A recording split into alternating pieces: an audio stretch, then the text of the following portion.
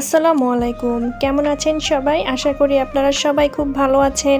আলহামদুলিল্লাহ আমরাও অনেক ভালো আছি। আশা করি আপনাদের ঈদ খুব ভালো কেটেছে। আলহামদুলিল্লাহ আমাদের সবারই খুব ঈদ ভালো কেটেছে। এটা হচ্ছে ঈদের পরের দিন। আমাদের ছাদ থেকে এই যে আম গাছটা দেখা যায়, ছাদ থেকেই আমগুলো ছিঁড়া যায়। তো সেখান থেকে আমরা আমগুলো ছিঁড়ে নিয়েছি। এই বছরে এই প্রথম কাঁচা আম খাবো। এই বছরে এখনও কাঁচা আম খাওয়া হয়নি, তো গাছে ছিল এই জন্য টুক করে পেড়ে নিলাম। তো আসলে ওই গাছ থেকে হচ্ছে আম পেড়ে নিয়েছি। পেড়ে এখন এই যে ছিঁড়ে নিয়ে আমি এখন ছাদে চলে আসছি। আর আজকে প্রচণ্ড রোদ উঠেছে, তাও যে ভালো, ঈদের দিন অতটা রোদ ছিল না। তো ঈদের পরের দিন প্রচণ্ড গরমও পড়েছিল। আর এই যে আমি ছাদে চলে আসছি, আমগুলো এখন কাটবো। আর আমি বটি নিয়ে বসে পড়েছি আমগুলো কাটার জন্য। কে কে কাঁচা আম খেয়েছেন তো আমাকে কমেন্ট করে জানাবেন। এইভাবে গাছ থেকে ছিঁড়ে কে কে খেয়েছেন। অবশ্য আমাদের বাড়ি আম গাছ নাই, এটা হচ্ছে আমাদের পিছনে এক প্রতিবেশী আন্টিদের হচ্ছে আম গাছ। তো সেখান থেকেই আমি আমটা ছিঁড়েছি। ছিঁড়ে এই তো হচ্ছে এখন আমগুলো মাখাবো আমি। আসলে অনেক দিন হচ্ছে এভাবে কাঁচা আম গাছ থেকে ছিঁড়ে মাখানো হয় না, তো ভাবলাম তাহলে যেহেতু সুযোগ হয়েছে গাছ থেকে ছিঁড়ে নিয়ে একবারের সঙ্গে সঙ্গে আম মাখানো, তো এই জন্য আমটা আমি মাখানো শুরু করলাম। আর আসলে এই আম গাছের আমটা প্রচণ্ড টক ছিল। এটা মাত্রা অতিরিক্ত টক যেটাকে বলে সেটা।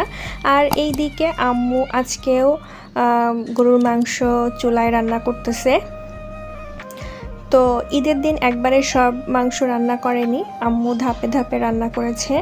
তো আজকে অবশ্য আব্বু আবার ঢাকায় ফিরে যাবে, তো সেই জন্য আজকে আবার রান্না করতেছে যাতে আব্বুরও দিয়ে দেওয়া যায়। আব্বু যেহেতু আমরা কেউ যাব না, আব্বু একা থাকবে, এই জন্য আম্মু রান্না করে দিয়ে দিবে, যাতে শুধু ভাতটা রান্না করলেই হয়ে যায়। তো এইদিকে আমি আমগুলো সব ছিঁড়ে নিয়ে কেটে নিয়ে সব সুন্দরভাবে ধুয়ে ঠুয়ে আমি রেডি করে ফেলেছি। আর এদিকে একটা শিলপাটাতে নিয়ে আমি এর ভিতরে সরিষা আর রসুন আর তিনটা আমি হচ্ছে কাঁচামরিচ নিয়েছিলাম।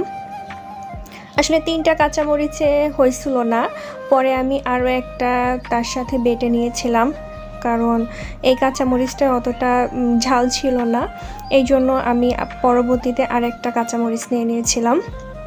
আর এইভাবে একটু সরিষা আর হচ্ছে রসুন আর কাঁচামরিচ দিয়ে যদি হচ্ছে আমটা বা যে কোনো জিনিসই মাখানো হয় তাহলে কিন্তু খেতে অনেক ভালো হয়, আর স্মেলটাও অনেক সুন্দর আসে।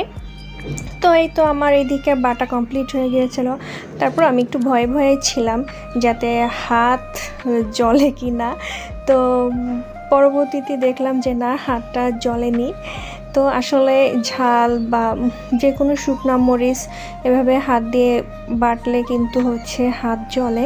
তো যাদের আসলে অভ্যাস আছে এইভাবে বেটে রান্না করা, তাদের কিন্তু আর হাত জ্বলে না। তো আমি এর ভিতরে লবণ আর একটু চিনি দিয়ে দিলাম। তো যেহেতু আমটা মাত্রা অতিরিক্ত টক ছিল, এই জন্য আমি এর ভিতরে চিনি দিয়ে নিয়েছি। আর সর্বপ্রথম চিনি দিয়ে লবণ দিয়ে যদি মাখায় রাখা যেত তাহলে আরও ভালো হতো, তো আমি পরেই চিনিটা দিয়েছি। তো এখন এই যে খুব ভালোভাবে মাখিয়ে নিচ্ছি। তো মাখাতে মাখাতে মনে পড়লো যে তাই তো আমাদের ছাদে তো লেবু গাছ আছে, তো আমি ছুটে চলে গেলাম লেবু পাতা ছিঁড়তে। আসলে এত রোদ ছিল, তো এই তো আমাদের লেবু গাছ, আর এর থেকে লেবু পাতাগুলো আমি কয়েকটা কচি লেবু পাতা ছিঁড়ে নিব।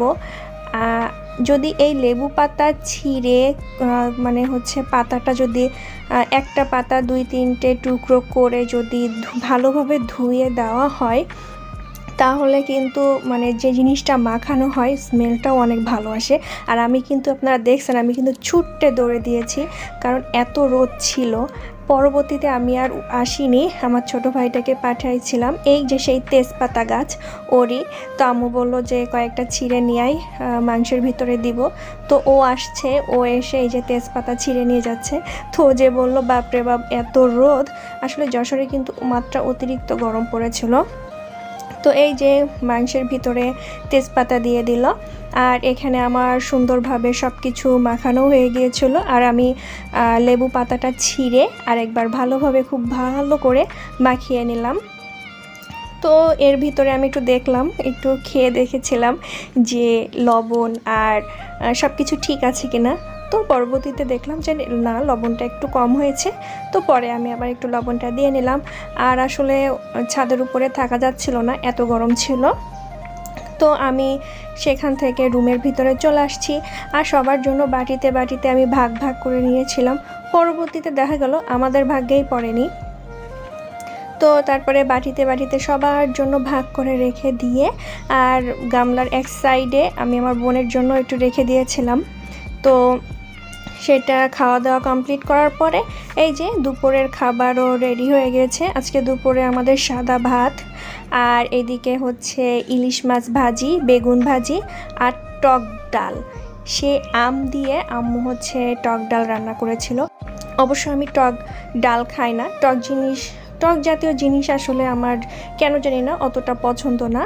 তো এদিকে গরুর মাংস আর সাদা ভাত, আজকের খাবারটা আসলে অনেক ভালো হয়েছিল। আর এই যে বিকালের দিকে একটু বের হয়েছিলাম চটপটি খাওয়ার জন্য। কীভাবে যেন মনে পড়লো যে না, অনেকদিন চটপটি খাইনি, এই জন্য চটপটি খেতে চলে আসলাম। আর আমরা আজকে চলে আসছি পৌর পার্কের একবারে সামনে কয়েকটা চটপটি ফুচকার দোকান আছে সেখান থেকে। আর আজকে পৌর পার্কে ঢুকতেও দেখলাম যে লাইন দিতে হচ্ছে। তো এই জন্য আর আমি সবসময় যখনই আসি এনার দোকান থেকেই আমি চটপটি ফুচকাটা খাই। ফুচকার থেকে আমার কাছে মনে হয় চটপটিটাই বেশি মজা লাগে, কেন জানি না কী দেয় আমি জানি না। তো এদের এই চটপটিটা অনেক মজা ছিল। আর আমার বোন খাচ্ছে আর বলতেছে যে আসলে আমার এত নেওয়া উচিত হয়নি, ও আসলে চটপটিটা অত পছন্দ করে না। তো সেখান থেকে আমরা চলে আসলাম মণিহার। তো মণিহারে সিনেমা দেখতে আসে নাই, মণিহারে চা খেতে এসেছিলো। ওই যে বলেছিলাম চা না খেলে নাকি তাদের মাথায় কাজ করে না। তো ওরা চা খেতে এসেছিলো, আর এই চাটা নাকি অনেক ভালো ছিল। আমি জানি না, কারণ আমি চা খাই না। আমি আর আমার ছোটো ভাই আসলে চা খাই না। আমার বোন, আমার হাজব্যান্ড ওরা অনেক পছন্দ করে চা। তো ও জানে যে যশোরে কোন কোন জায়গায় চা ভালো হয়, সেখানে ও যায়। তো যাই হোক, আমরা সেখান থেকে স্বপ্নে চলে আসছিলাম আমাদের কোরিয়ান যে 2x স্পাইসি যে নুডলসটা ছিল সেটা। আমার বোন বলল যে ওর নাকি অনেক দিন ধরে ইচ্ছা হচ্ছে ওইটা খাওয়ার জন্য। তো আসলে ওকে খেতে দিই না, কারণ ওইটা মাত্র অতিরিক্ত ঝাল।